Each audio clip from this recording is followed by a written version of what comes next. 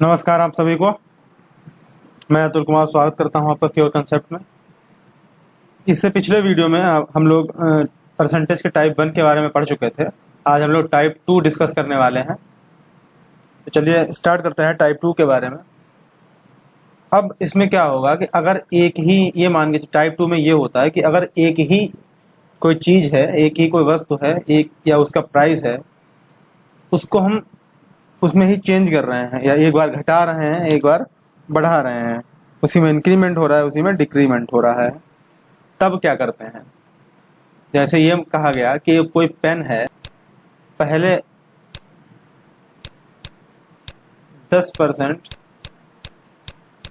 बढ़ा दिया गया, उसके बाद उसी पेन के प्राइस को 8% घटा दिया गया। तब आप ये बताएं कि उस पेन का जो नेट प्राइस होगा वो कितने प्रतिशत घट जाएगा या कितने प्रतिशत बढ़ जाएगा। अब आप ये कह सकते हैं देखने में कि यहाँ पे 10% बढ़ाया गया, यहाँ पे 8% बढ़ाया, ये घटाया गया, इसका मतलब ये 2% बढ़ा होगा। ये कॉमन तो मोटे तौर पे देखने से ये लग रहा है, लेकिन ऐसा नहीं होता है। इसके दो तरीके हैं। एक तो आप सिंपल, बिना, अगर आपको फॉर्मूला याद नहीं है तो आप सिंपल ऐसे लगा सकते हैं कि अगर किसी पेन का उस समय मूल्य 100 रुपये रहा था, 10% बढ़ाने के बाद वो कितना हो गया होगा, 110, और इसी को 8% घटाया गया है। 8% इसका कितना होगा, कितना, 0 0 कैंसिल, 11 8 88/10 यानी 8.8 रुपये। 8.8 रुपये घटाया गया होगा 110 में से। अब 110 में से 8.8 घटाओगे तो कितना बचेगा, 101.2। कितना बचा होगा, 101.2। अब 100 रुपए की चीज 101.2 रुपए हो गई। इसका मतलब 1.2 रुपए इस पे इंक्रीमेंट हुआ, यानी 1.2% का बढ़ोतरी हुई है। देखने से लग रहा है कि 2% बढ़ा होगा, लेकिन एक्चुअली ये 1.2% ही बढ़ा, कम बढ़ पाया। ठीक है, तो इसका एक जनरल फार्मूला होता है जिससे हम चीज़ों को बहुत आसानी से कर सकते हैं। जैसे किसी प्राइस में या फिर जिस चीज़ की हम बात कर रहे हैं उसमें पहले X% का चेंज किया गया, वो प्लस में भी हो सकता है और माइनस में भी हो सकता है। प्लस का मतलब है कि वो बढ़ाया जा रहा है तो प्लस में लिया जाएगा, अगर उसी को घटाया जा रहा है तो वो माइनस में लिया जाएगा। तो प्लस भी हो सकता है और माइनस में, तो हम यहाँ पे प्लस और माइनस दोनों लिख लेंगे फार्मूले में। ठीक है, प्लस माइनस एक्स। दूसरी बार बाई का चेंज किया जा रहा है, प्लस माइनस बाई कर लिया। फिर यहाँ पे plus minus x by upon 100। ठीक, ये क्या है, ये नेट चेंज है। नेट चेंज क्या है, वो इंक्रीमेंट भी हो सकता है और डिक्रीमेंट भी हो सकता है। अब पता कैसे चलेगा कि इंक्रीमेंट हो रहा है या डिक्रीमेंट, यहाँ जो सॉल्व करने के बाद आ रहा है, अगर वो प्लस का आएगा इसका मतलब वो बढ़ा हुआ है, और अगर वही चीज माइनस किया है इसका मतलब वो डाउन हो रहा है, कम हो रहा है, वो डिक्रीमेंट माना जाएगा। ठीक है, ये आपका एक फार्मूला हो गया, इसको आप नोट कर सकते हैं और ये आपके कई सारे सवालों में काम आएगा। इस पे बेस्ड हम क्वेश्चन लगाने वाले हैं। ठीक है, plus minus x plus minus y plus minus x y upon 100। अब इसी क्वेश्चन में इसको अप्लाई करके देख लेते हैं। एक बार 10 बढ़ाया गया, दूसरी बार 8 घटाया गया, तो 10 प्लस का होगा और 8 माइनस का होगा। ठीक, इसी क्वेश्चन में इसको अप्लाई करते हैं। प्लस माइनस एक्स यानी प्लस का 10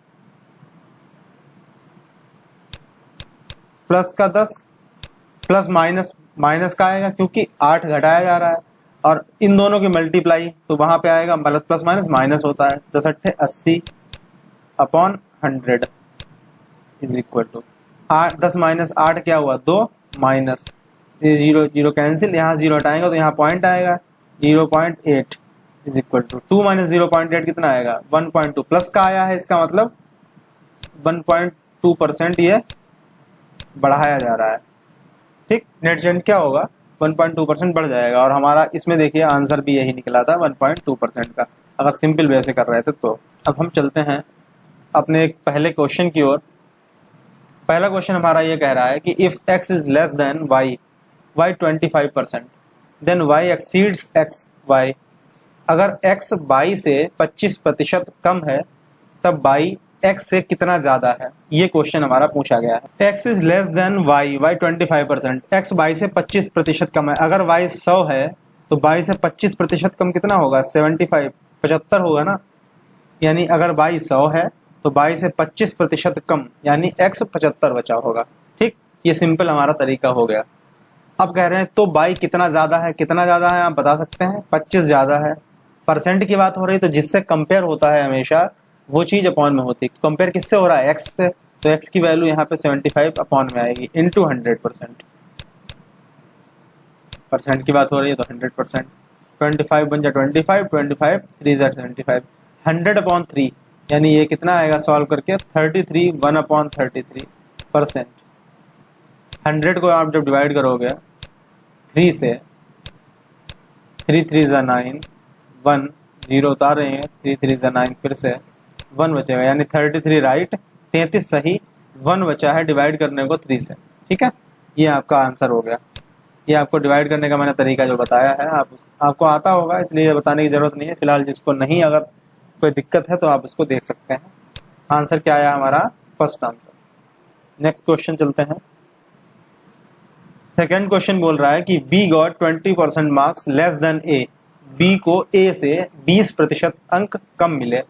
what percent marks did A get got more than B, तो ए को बी से कितने प्रतिशत अंक ज्यादा मिले। बस वही सेम क्वेश्चन है, ये ए है और ये बी है। B got 20% less marks than A, A से 20% कम मिले। अगर ए को 100 मिले हैं तो बी को 20% कम, यानी कि 80 मार्क्स मिले होंगे।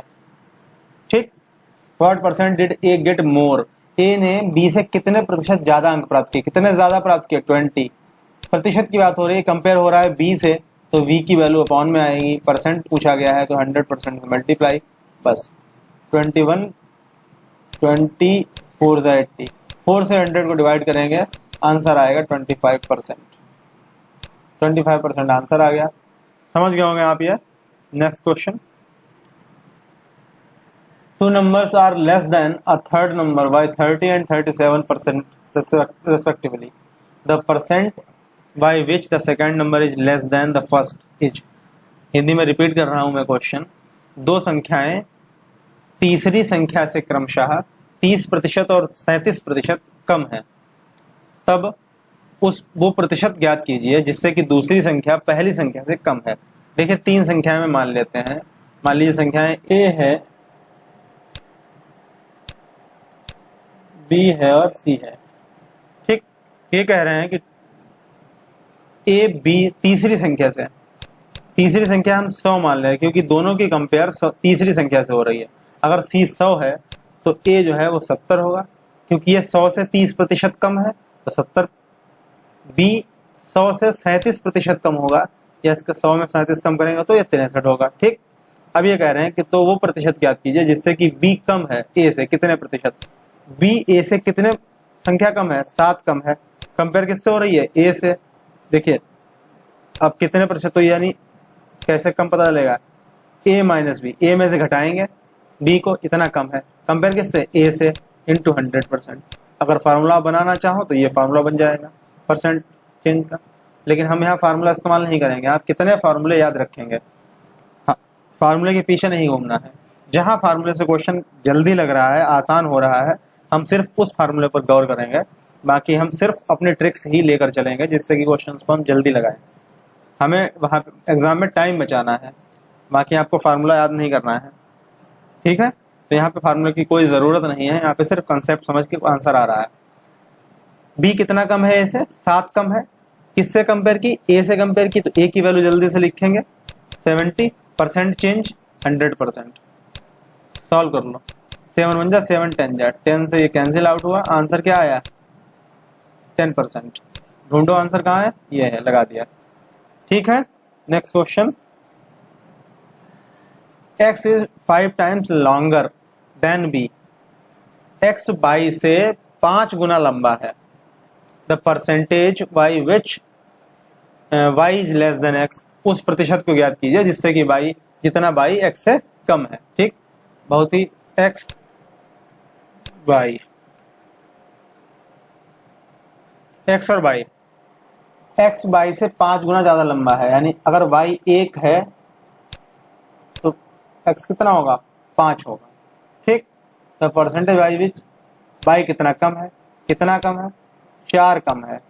किससे कम है, बाय x से। x की वैल्यू कितनी, 5, परसेंट में निकालना है इंटू 100%, बस ये तरीका है। 5 1 जा 5, 5 2 जा 10, 0, 20 इंटू 4 80, 80% आंसर। ठीक है। A person who spends 66 to right to upon 3% of his income is able to save 1200 per month. His monthly expenses in rupees is। ये कह रहे हैं कि एक आदमी जो कि अपनी इनकम का 66.2/3% खर्च कर रहा है, एक आदमी जो कि स्पेंड कर रहा है, खर्च कर रहा है अपनी इनकम का 66.2/3%। हमने ये माना कि आदमी की इनकम अगर 100 रुपए है और वो 66.2/3 खर्च कर दे रहा है, ये टोटल इनकम हो गई।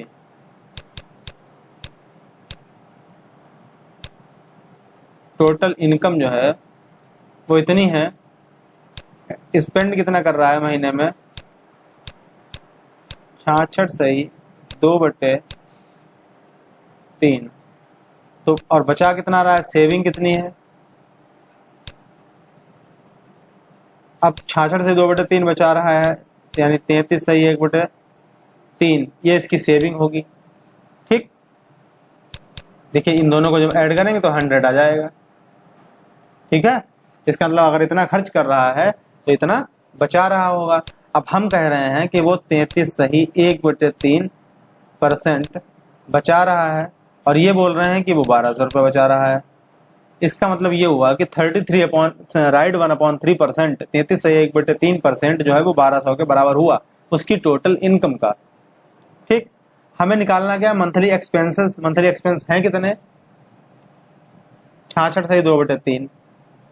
अगर हम दोनों तरफ 2 से मल्टीप्लाई करते हैं इस पूरी इक्वेशन में, तो हमें मिल जाएगा 66/2/3%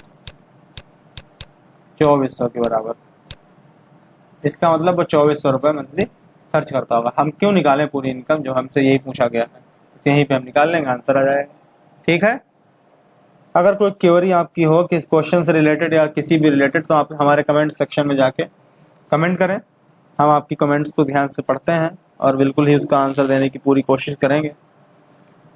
और आपने अगर हमारा पार्ट 1 नहीं देखा है अभी तक परसेंटेज का, तो आप उनको जाकर देख सकते हैं। और साथ ही साथ हमारे work and time and pipe systems के जो लेक्चर पड़े हुए हैं, अच्छे अच्छे क्वेश्चंस हैं वहाँ पे, आप वो लेक्चर भी देख सकते हैं और उनका पूरा फ़ायदा उठा सकते हैं। और अपने साथ ही अपने फ्रेंड्स को रिकमेंड करें, जिसको भी अगर इससे कुछ फ़ायदा हो रहा है तो हमें लगेगा कि हम सफल हो रहे हैं। धन्यवाद। अगला question, if the total monthly income of 16 persons is 80,800 and the income of one of them is 120% of the average income, then his income is। अच्छा, उसकी इनकम पूछी गई एक आदमी की। देखो क्या बोला, क्या है इन्होंने कि 16 लोगों की, 16 आदमी हैं, उनकी जो मंथली इनकम है, कुल मंथली इनकम मिलाकर कितनी है, 80,800 रुपए 16 लोगों की। अब आप ये बोल सकते हो कि 16 लोगों की 80,800 रुपए इनकम है, इसका मतलब एवरेज इनकम क्या होगी, एवरेज इनकम एक आदमी की कितनी होगी, 16 से डिवाइड कर लें, ये टोटल इनकम हो गई। और एवरेज औसत आपने पढ़ा होगा, औसत क्या होता है, पदों का योग बटे पदों की संख्या। योग कितना टोटल हुआ, 80,800, और संख्या कितने हैं, कितने लोग हैं, 16 लोग, तो 16 से मल्टीप्लाई कर देंगे। 16 पंजे 80, 0, 16 पंजे 80, 0, 5,050 रुपए एक आदमी की इनकम हुई, यानी ये एवरेज हो गया। ठीक, ये बोल रहे हैं and the income of one of them, और उनमें से एक आदमी जो है उसकी इनकम कितनी है, एक आदमी जो है उसकी इनकम कितनी है, एवरेज इनकम का 120%। एक आदमी मान लो ए है, वंस इनकम जो एक आदमी है 1, उसकी इनकम कितनी होगी, एवरेज इनकम कितनी है 5,050, और इसका 120%, यानी 120/100। 100। ठीक, अब इसकी इनकम निकालनी है, 0 0 0 0 कैंसिल, सीधे इसकी मल्टीप्लाई, 12 पंजे 60, 12 पंजे 60, 6060 रुपये। ठीक, ये हमारा आंसर हो गया। ठीक है, तो अच्छा क्वेश्चन है ये। चलते हैं अगले क्वेश्चन की ओर। अ मैन स्पेंड्स 12 से 1/2% of his salary on items of daily use and 30% of the reminder on house rent. After that he is left with 2940। How much is his salary? ये बोल रहे हैं कि एक आदमी 12 से 1/2 यानी 12.5% अपनी सैलरी का जो रोजमर्रा की चीजें होती हैं उन पर खर्च कर रहा है, और जो बचता है उसका 30% हाउस रेंट देता है, घर का किराया खर्च कर रहा है। उसके बाद after that he is left with 2940 रुपए उसके पास बच जाते हैं। How much is salary? तब उसकी तनख्वाह कितनी है, तब उसका वेतन कितना है। ठीक, अब ये मान के चलें आप कि 12 सही 1/2% हमारा किसके बराबर होगा? 12 दूनी 24 और 25/2 परसेंट का मतलब 100 से भाग, यानी ये 1/8 के बराबर होता है। भिन्न के रूप में अगर इसको लिखें तो 1/8 के बराबर होता है। ठीक, एक यानी 1/8 खर्च कर रहा है। तो हमने मान लिया टोटल इनकम कितनी है उसकी है, टोटल सैलरी 8 मान ली। ये टोटल सैलरी हो गई, इतना खर्च किया डेली यूज पे। डेली यूज में कितना खर्च किए थे? 1 रुपया खर्च कर दिया। जब 1 रुपया खर्च किया तो यहां से बचा कितना, रिमाइंडर कितना है, 7 बचा ना, और 7 का 30% और खर्च कर दिया हाउस रेंट पे। हाउस रेंट पे 30% ऑफ रिमाइंडर ऑफ 7 इतना खर्च कर दिया। तो बचा कितना, लेफ्ट मनी कितना बचा, 70% ऑफ 7 बचा ना, 70% ऑफ 7 बचा ना। ये किसके बराबर है? यही तो बराबर है उसके 2940 के। ठीक, यही तो 2940 के बराबर है। इसको थोड़ा सा कर लो, 70% ऑफ 7 बचा जो कि कितना हुआ, 70/100 इंटू 7, ये 0 0 कैंसिल, 7 यानी 4.9। अब ये 4.9 जो है ये 2940 के बराबर है। जब ये 2940 के बराबर है, यहाँ पे हमें वैल्यू किसकी फाइंड करनी है? टोटल सैलरी 8 मानी थी, ये 8 मानी थी टोटल सैलरी। तो 8 की वैल्यू जब निकालेंगे तो कितनी आ जाएगी, 2940/4.9 इंटू 8 इज इक्वल टू, इसको जब सॉल्व करेंगे यहाँ से 0 हटाएंगे तो ये 80 आ जाएगा। सॉल्व करेंगे तो ये आ जाएगा यहाँ पे 60, 80 मल्टीप्लाई करेंगे तो ये 40। Monthly income of a person was 13,500 and his monthly expenditure was 9,000. Next year his income increased by 14% and his expenditure increased by 7%. The percent increase in his savings was, अगर उसकी इनकम देखिए, पूरा question Hindi में repeat कर रहा हूँ। एक आदमी की इनकम 13,500 रुपए है मंथली, और उसका मंथली जो खर्च है वो 9,000 रुपए है। नेक्स्ट ईयर उसकी इनकम बढ़ जाती है 14%, और इसी हिसाब से उसका जो एक्सपेंडिचर है वो भी बढ़ जाता है 7%। तब ये कह रहे हैं कि उसकी सेविंग जो है कितने प्रतिशत बढ़ी होंगी। ठीक, 3 चीजें दी हैं, इनकम, एक्सपेंडिचर और परसेंट। ये यहाँ पे क्या हमारे पास है, ये है हमारे पास इनकम, ये है हमारे पास एक्सपेंडिचर, और ये हमारे पास सेविंग। इनकम पहले थी 13,500, एक्सपेंडिचर था 9,000, तो सेविंग कितनी हुई 4,500। 13,500 में से 9,000 खर्च हो गए तो 4,500 रुपए बचे होंगे।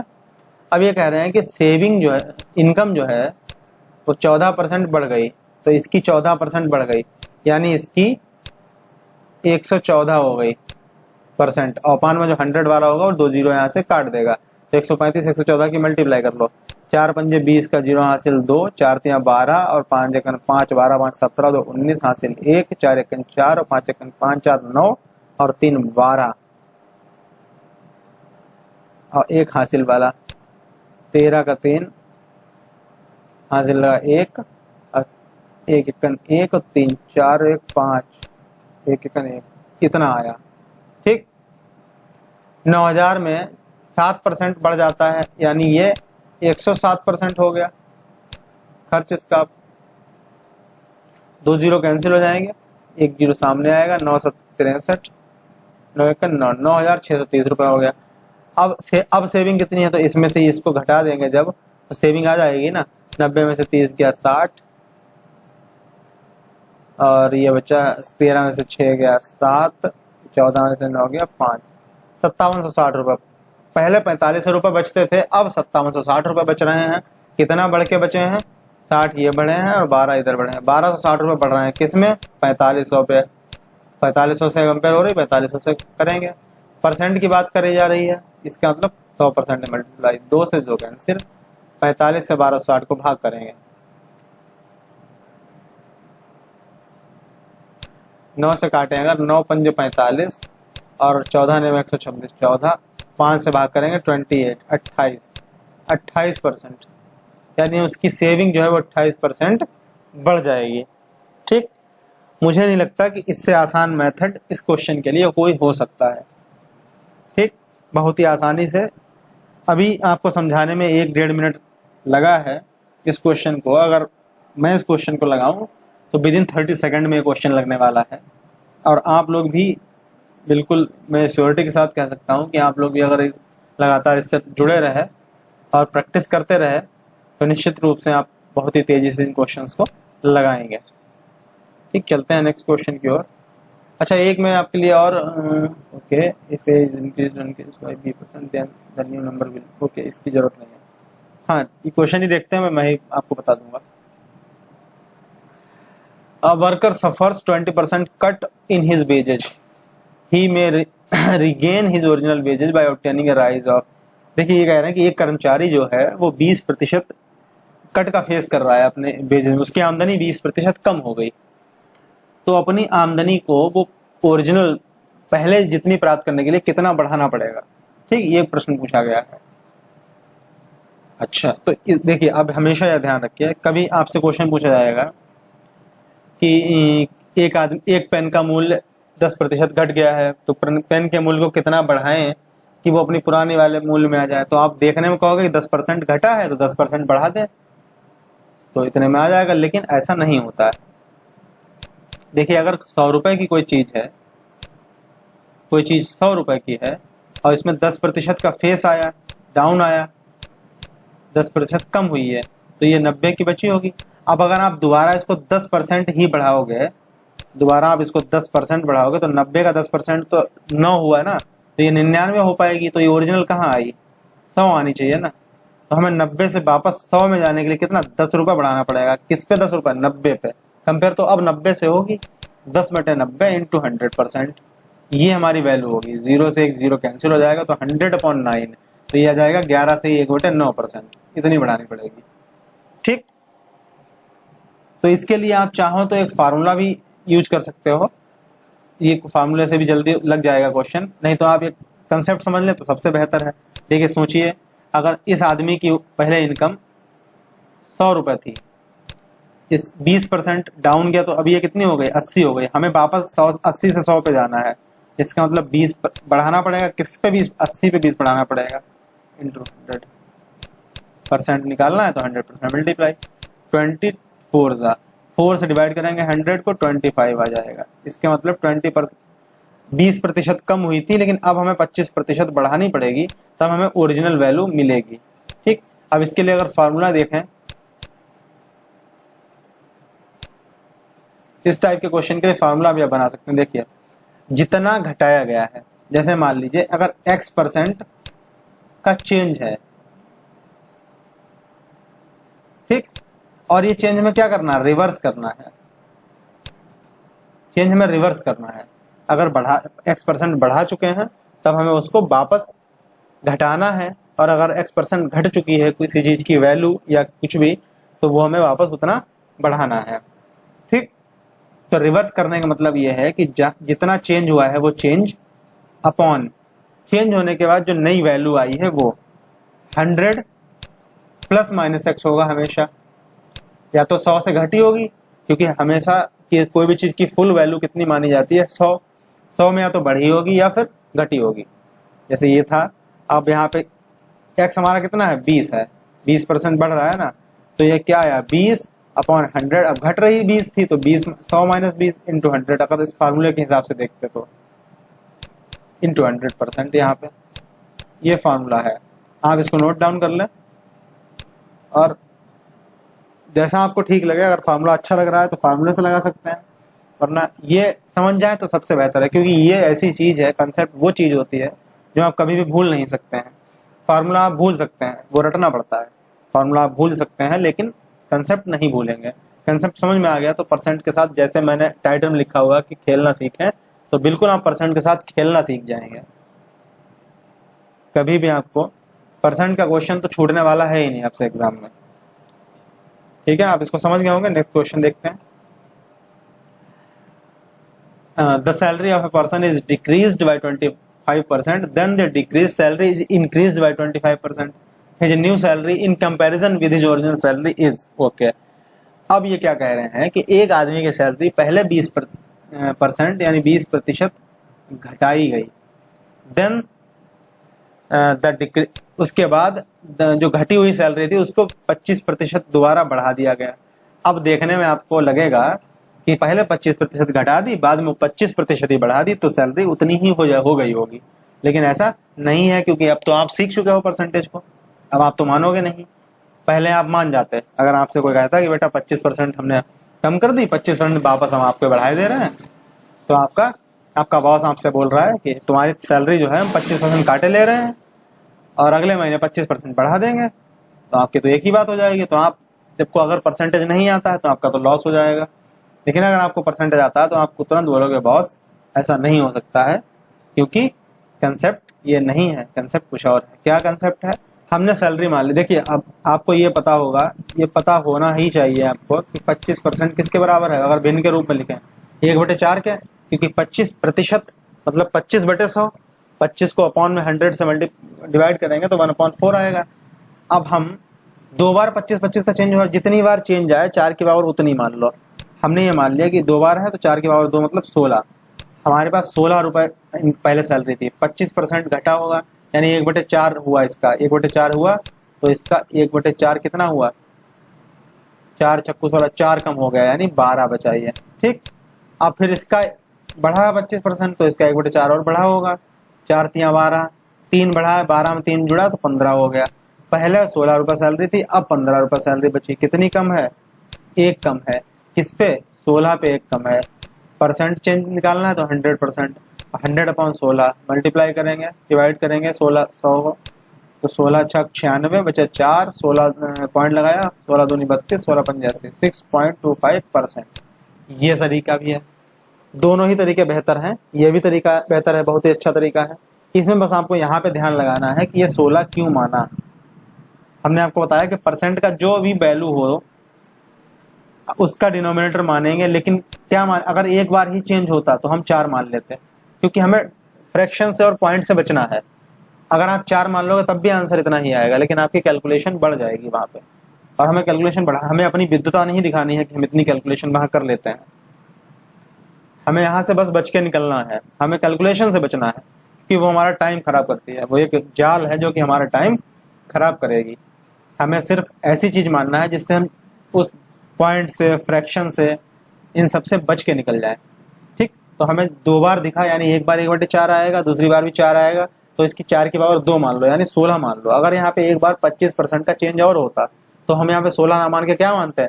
64 मानते हैं, 64 मानते हैं। ठीक, जैसे जैसे क्वेश्चन लगाएंगे आप और अच्छे से इसको समझेंगे।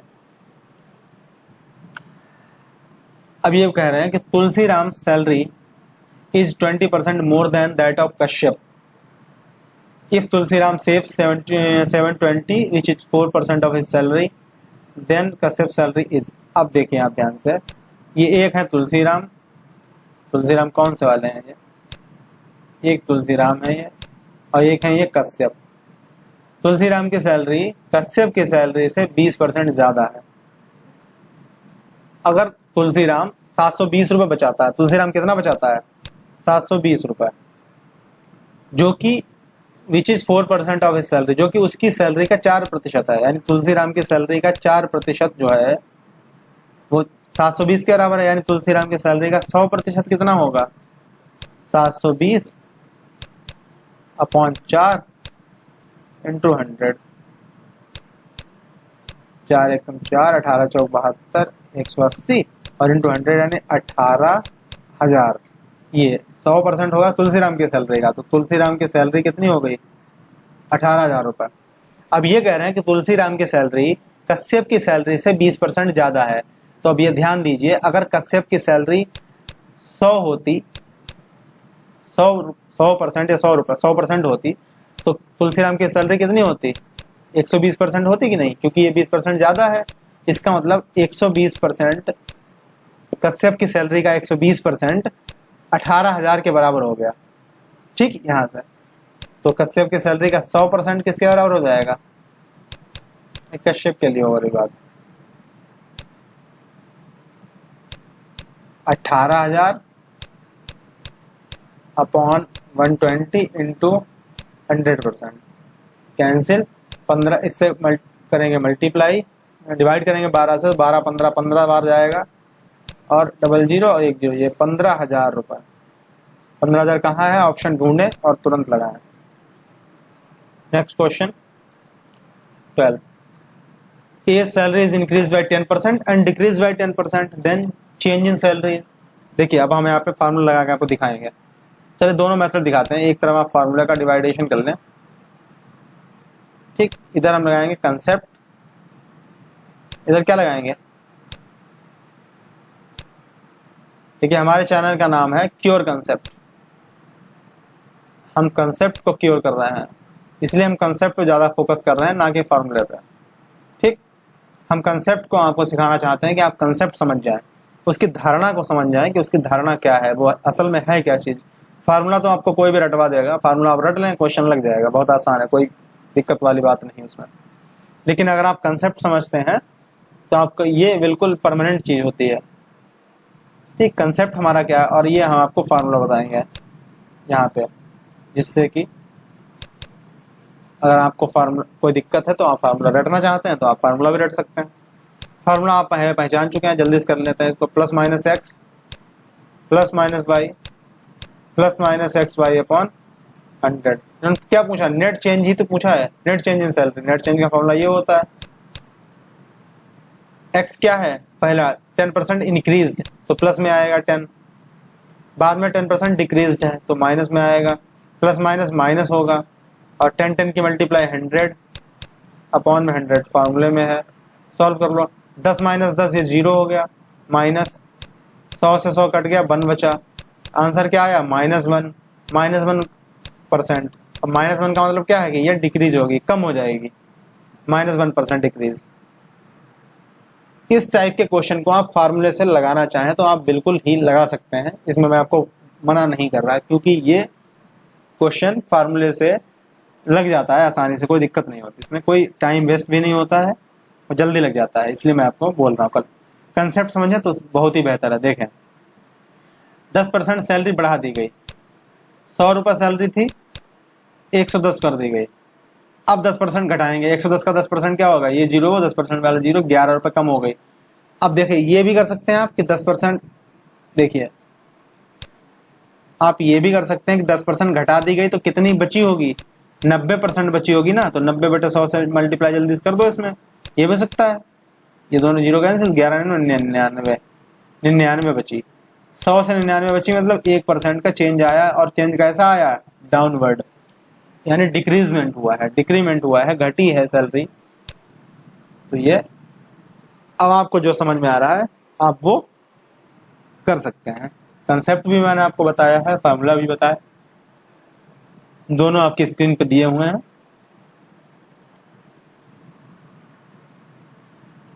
ये क्वेश्चन बहुत आते हैं एग्जाम्स में।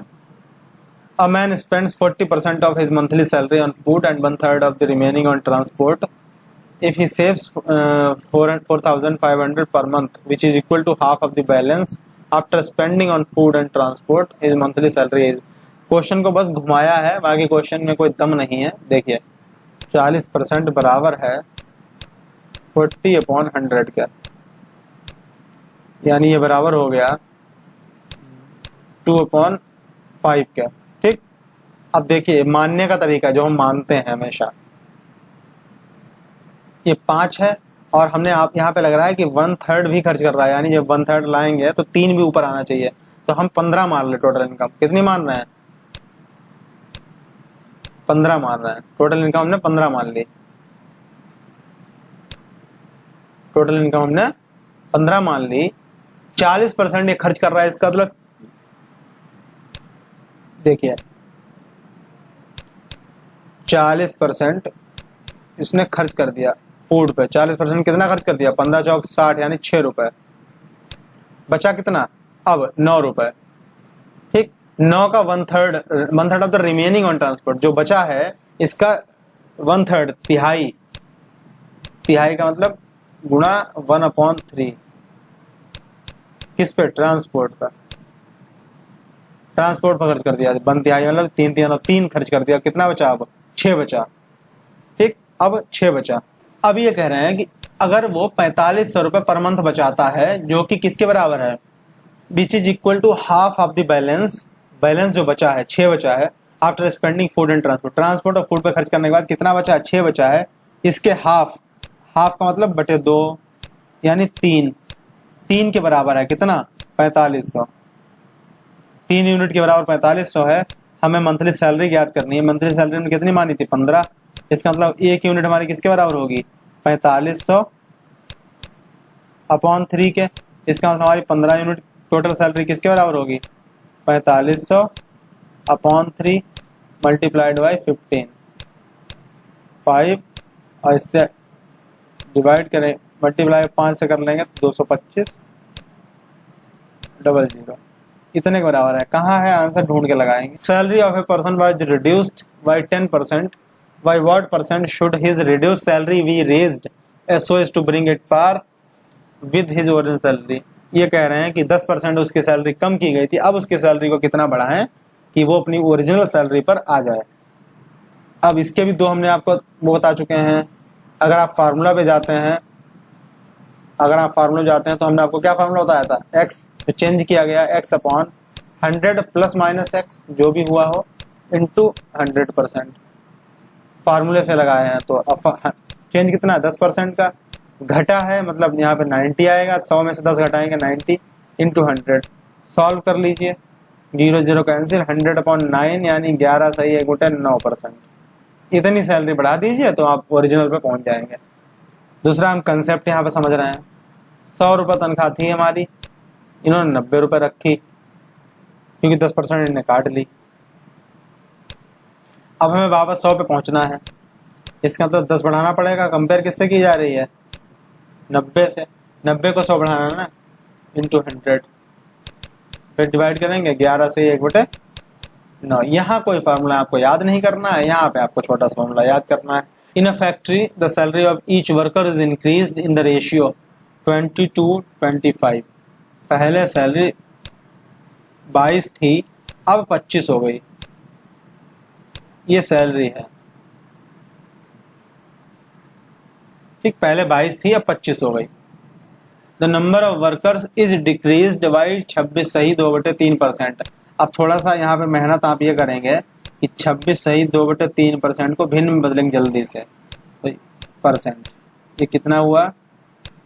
26 3 78 तो 80/3%। परसेंट का मतलब 100 से भाग करते हैं, 0 0 कैंसिल, और 2 से काटे, 2 चौक 8/15, 4/15। ठीक, ये वर्कर की number of workers is decreased. 4 घटाया जा रहा है 15 पे। पहले 15 थी संख्या, अब 4 घटा दी गई। पहले संख्या 15 थी, 4 घटा दी, अब कितनी? 11 बची। ठीक, तब नेट इफेक्ट ऑन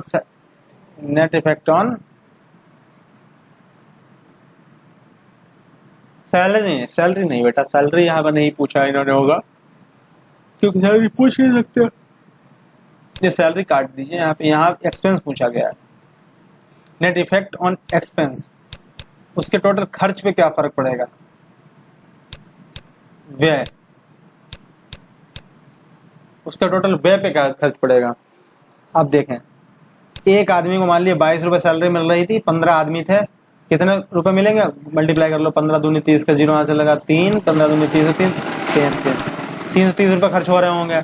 अब सैलरी हो गई 25 रुपए एक आदमी की और वर्कर 11 ही बचे, फिर मल्टीप्लाई करके देखो अब कितने खर्च हो रहा है, 11 पंजे 55 का 5 हासिल 5, 11 दूनी 22 और 5 27, अब 275 रुपए खर्च हो रहे हैं।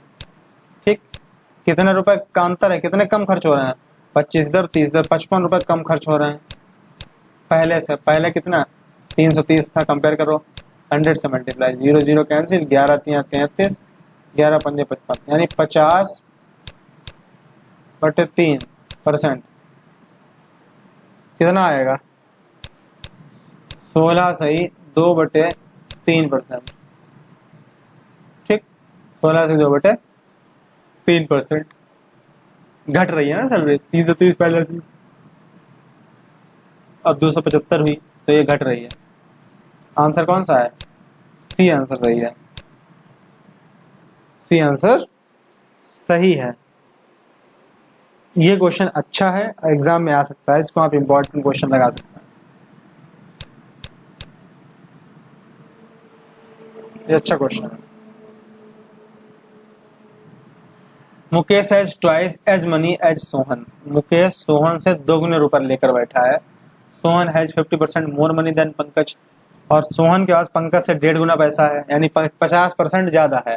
अगर पंकज के पास 100 रुपए हैं तो सोहन के पास 150 रुपए होंगे, 50% ज्यादा है। If the average money with them is 110, 110 रुपए है औसत मनी जो कि उनके साथ है, तब मुकेश के पास कितने रुपए हैं। ठीक, 3 बहुत पक्के दोस्त हैं, मुकेश और सोहम, मुकेश और सोहम और पंकज। पंकज के पास 100 रुपए हमने मान लिए, तो सोहम के पास 50% ज्यादा यानी 150 रुपए। अब जितना सोहम के पास है उससे डबल ट्वाइस मुकेश के पास है, तो इसके पास 300 रुपए। इन तीनों का एवरेज कितना, तीनों के एवरेज 300 और 100, 400 और 150, 550। ठीक, एवरेज 550/3, क्योंकि 3 लोग हैं। ठीक, ये एवरेज हुआ। अब ये जो है, यही एवरेज किसके बराबर है, 110 रुपए का। इसका मतलब एक यूनिट किसके बराबर हो जाएगी, 110 × 3/550 के। हमें वैल्यू किसकी निकालनी, मुकेश की। मुकेश के पास 300 रुपए है, इसका मतलब 300 किसके बराबर हो जाएगा, 110 × 3/550 × 300, 0 0 कैंसिल, 11 दाएं 110, 11 पंजे 55, 5 एकम 5, 5 छक्का 30, 6 तियां 18 और 10 180। देखो 180 आंसर कहीं दिख रहा है आपको, दिख रहा है तो लगा दीजिए। नेक्स्ट क्वेश्चन क्या कह रहा है, a man spends 75% of his income increases by 20% and his expenditure also increases by 10%। ये है हमारा एक्सपेंडिचर और ये है हमारा, और यहाँ पे आएगा सेविंग। अगर इनकम हमारी 100 रुपए है, 75% अपनी इनकम का वो खर्च कर दे रहा है, यानी 75 रुपए खर्च कर दी, तो बची कितनी, 25 रुपए। अब ये कह रहे हैं if his income increases by 20%, income बढ़ गई 20%, तो यानी 120 हो गई। एक्सपेंडिचर भी बढ़ गया 10% से, इसका 10% कितना हुआ, 7.5, 75 7 82.5, इतना हो गया ये। ठीक, 75 का 10% बढ़ा लीजिए, 75 का 10% हुआ 7.5,